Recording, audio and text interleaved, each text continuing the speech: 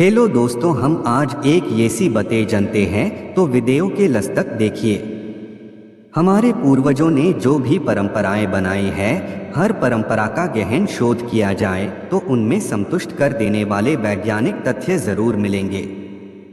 आज की पीढ़ी भले ही हर धार्मिक एवं संस्कारिक परंपरा में वैज्ञानिक पहलू खोजती हो और खोजना भी चाहिए, लेकिन तत्कालीन संतुष्टिपूर्ण तर्कों का उत्तर न मिलने पर वो ये समझ लेते हैं कि यह सब अंधविश्वास है। तो चलिए आज आपको एक ऐसी ही कथा से अवगत करवाते हैं। यह घटना है, प्रयागराज में एक पंडित जी अपने पितरों को तर्पण दे रहे थे। पंडित जी वेल एजुकेटेड थे, फिर भी वो ये सब कर रहे थे। पंडित जी को नदी में तर्पण करता देख वहां मौजूद एक नई पीढ़ी का नौजवान आया और नदी में आधे पाव जल में घुसकर हाथों से जल उठाया तथा सूर्य की ओर जल गिराते हुए उच्च स्वर में आंखें बंद करके बोलता है, यहाँ से कोसों दूर मेरी बकरी को प्यास लगी होगी, ये जल उस तक जरूर पहुँचे। नौजवान की इस मूर्खता भरी हरकत को देख पंडित जी हंस पड़े और ऐतराज जताते हुए नौजवान से बोले, अरे यजमान, यह आप क्या बोल रहे हो? यहाँ से पानी आपकी जीवित बकरी तक कभी नहीं पहुँचेगा। इस पर नौजवान बोला, यदि आपका दिया हुआ जल पितरों तक पहुँच सकता तो मेरा यहाँ से अर्पण किया जल बकरी तक क्यों नहीं पहुँच सकता?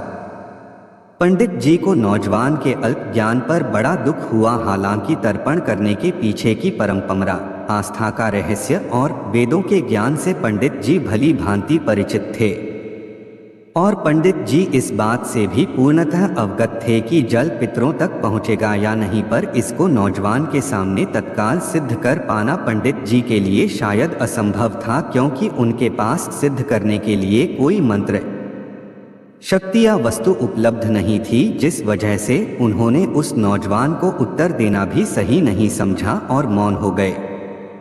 इस घटना की वार्तालाप को सुन रहे एक इंजीनियर ठहाका मारकर हंसने लगे और बोले कि सब पाखंड है जी, जिसका कोई सबूत ही नहीं उसका क्या अस्तित्व।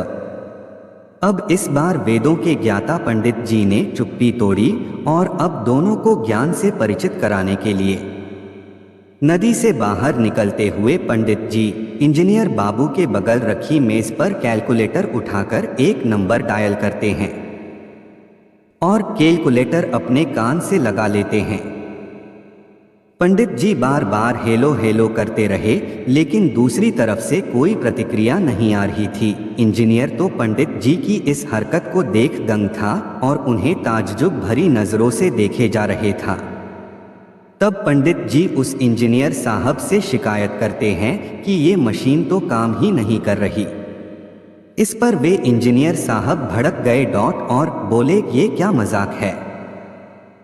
कैलकुलेटर में मोबाइल का फंक्शन भला कैसे काम करेगा? आप अजीब बातें करते हो। तब इस पर चुटकी बजाते हुए पंडित जी बोले, तुमने सही कहा, वही तो मैं भी कह रहा हूं कि स्थूल शरीर छोड़ चुके लोगों के लिए बनी व्यवस्था जीवित प्राणियों पर कैसे काम करेगी?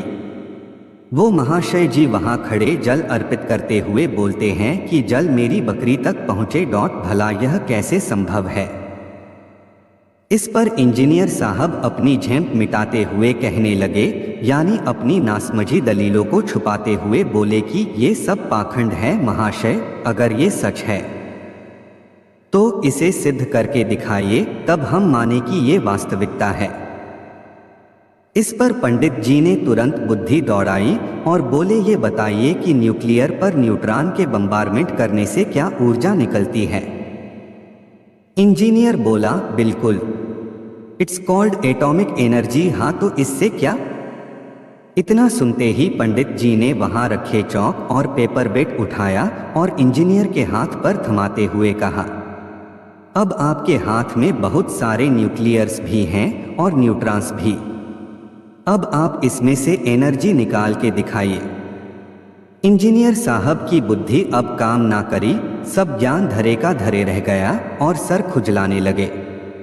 साहब समझ गए और तनिक लज्जा भी गए और पंडित जी से पीछा छुड़ाने के लिए बहाना लगाकर वहां से निकल लिए। तो दोस्तों, कहने का मतलब है कि यदि हम किसी विषय तथ्य को प्रत्यक्षतः सिद्ध नहीं कर सकते तो इसका अर्थ है कि हमारे पास समुचित ज्ञान, संसाधन व अनुकूल परिस्थितियां नहीं हैं। फिर इसका मतलब ये कतई नहीं कि वह तथ्य ही गलत है। वो दुनिया में एग्जिस्ट ही नहीं करती, क्योंकि सिद्धांत रूप से तो हवा में हाइड्रोजन और ऑक्सीजन दोनों मौजूद है।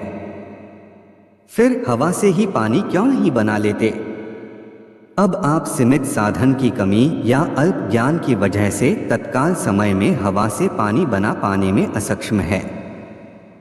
तो इसका मतलब आप ये घोषित थोड़े ना कर दोगे कि हवा में हाइड्रोजन और ऑक्सीजन ही नहीं है। उसी तरह हमारे द्वारा श्रद्धा से किए गए सभी कर्म, दान आदि भी आध्यात्मिक ऊर्जा के रूप में हमारे पितरों तक अवश्य पहुंचते हैं। इसीलिए व्यर्थ के कुतर्कों में फंसकर अपने धर्म व संस्कार के प्रति कुंठा न पालें। अल्पज्ञान मन में फालतू के तर्कों को जन्म देने की बजाय विनम्र होकर सही ज्ञान हासिल करने का प्रयास करें।